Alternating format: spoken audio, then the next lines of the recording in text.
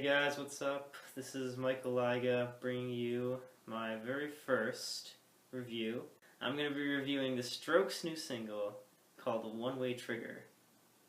I just heard about it today from my friend, and he said all the reviews he heard, he didn't really hear anything good about it, so we listened to it together, and I liked it, so I decided to make a review for my channel that I'm reviewing. The first thing that hit me when I heard this song was about maybe 2 seconds into the song. It just sounded very, very different from what the Strokes normally sound like. They normally have the classic lead guitar, rhythm guitar, bass, and drum. And of course, Julian Casablancas is the singer. For some reason in this song, they decided to put in this other instrument for the lead. I'm not quite sure what it is, but it has a very, very light tone to it. It just makes the song sound completely different from what the Strokes normally have. And to touch up on the differences, Julian, for some reason, decides to sing in falsetto for the first verse, which really caught me by surprise, because he normally has this low, deep kind of singing that he does. Now, this lead instrument that they have, instead of the lead guitar for the verse, is kind of like what Julian has in his solo work. It sounds kind of like some instrument he would have in there, if you ever heard of that solo album of his. Now, I'm not sure if it was his idea to put that in, but it very much sounds like something that he might do. Going off on the falsetto thing that Julian has, it's very strange for this type of music genre, because the Strokes, what we know them to be, are this really indie rock or garage rock revival type of group, which has this, has the normal kind of rock instruments like I mentioned before, and it has the normal kind of singing. Falsetto wasn't usually in that type of music, which is very strange that the song has it. And no other Strokes songs that I've heard, and I'm pretty sure I've heard all of them, all 4 albums. No other Strokes song has falsetto, which is very strange that they put it in. Now, in the verse, they have the bass, the rhythm guitar, and the drums doing the normal stuff that the Strokes would do. They have the rhythm guitar doing the chord progression of 4 different chords, progressing, and the bass is playing the roots of those chords, which is normally what the Strokes do. The drums, of course, are keeping everything in check and making everything flow well. The lead instrument in the verse is, again, this weird kind of a synthetic, I'm not really sure what it is, but it does not sound normal for the Strokes, which it isn't bad. I like the sound of it. It sounds good, but it's just very, very different. And they do put in the lead guitar again. In the pre-chorus, they have this guitar solo riff kind of thing, just going up the scale. Nice, simple. Not really my favorite solo they do, but it works, and it reverts back to their normal kind of style, I would say. But this new instrument they incorporate in the new falsetto gives the song a very light tone to it. Very strange, very much more like a Julian solo song. It also kind of gives it a more electronic feel to it. Now, when Julian starts singing "You Asked Me to Stay," the chord from rhythm guitar shifts into something that sounds more like a piano, and it isn't a standard 8th note do-do-do-do-do-do-do-do. It's more of a quarter note that locks in. Boom, dun, dun, dun. That's also kind of weird that they'd have this other instrument drop in, which is it's very unlikely for the Strokes to have different instruments in the first place, and they drop in 3 new instruments in one song, which is very strange. It really gives this contradictory feel of what they normally have. It's almost like this song is, well, it's very, not almost, it is like this song is trying to stand out from their normal stuff. They're trying to move on from what they normally do. Even in Angles, the album just sounded very different to me from their other 3 previous albums. It didn't sound the same at all. And they're definitely moving up in their genre. Well, not moving up, but changing their genre. Now the falsetto, it's not that I dislike it, I do like singers who sing in falsetto.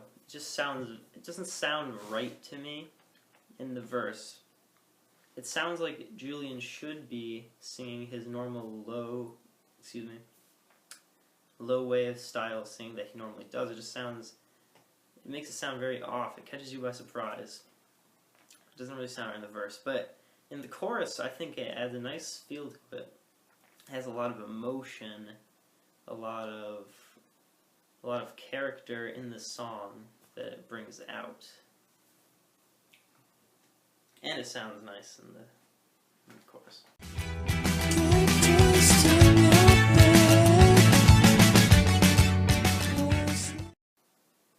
Now the words to the chorus go like this. It goes, I have it written down.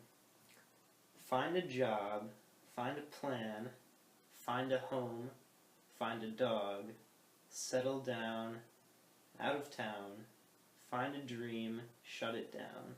It's very, very poetic. It has almost this tone of desperateness to it when he sings it that you could hear in his voice, and the falsetto adds to that, I think. He seems like he's very desperately trying to tell whoever he's telling this to do this, to stop doing what they're doing, stop being all exciting, and he could be talking to himself. That's kind of what I get out of the song. He wants to stop being this rocker and just settle down and have a normal life. Yeah, it just sounds like he's trying to tell himself it's time to quit rocking and become a normal person, but he really doesn't want to do this. He's very, very desperate, like I said. He's asking us for advice in the beginning. If you notice in the verse, he tells us, he asks us, tell me, and he repeats it, tell me. And then he asks us, show me, and repeats that twice. He's almost begging to us for answers. You're begging to somebody for answers because he doesn't know what to do. In the pre-chorus, he goes on to say, you asked me to stay, and he repeats it 3 times, and that could be like saying that us as fans are asking him to stay where he is because we love Julian. He's an amazing, amazing singer, and we don't want him to go anywhere.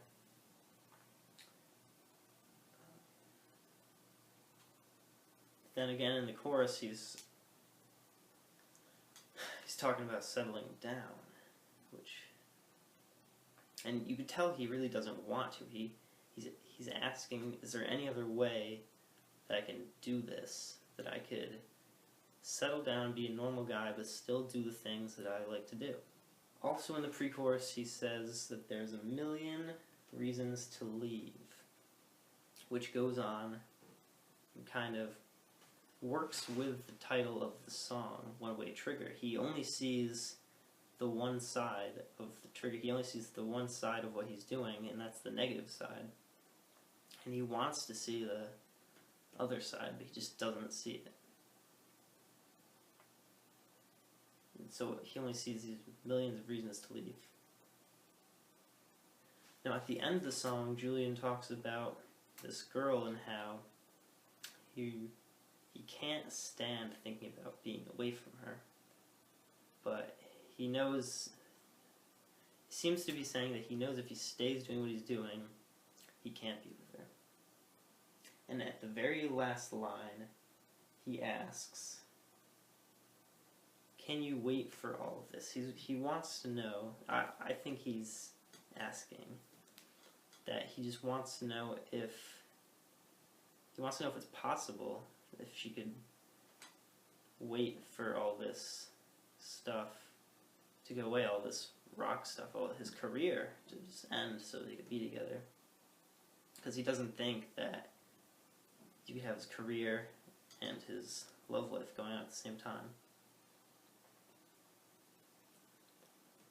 Now, all in all, I think the One-Way Trigger was a great song. A lot of people didn't like it, from what I've heard, but I think it's good. I think it's really great.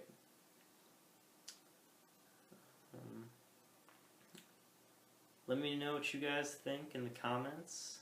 Like the video if you liked it. Subscribe if you want to see more. I'll probably be putting up some more reviews, some more albums, maybe even some of my own stuff. Alright, see you guys.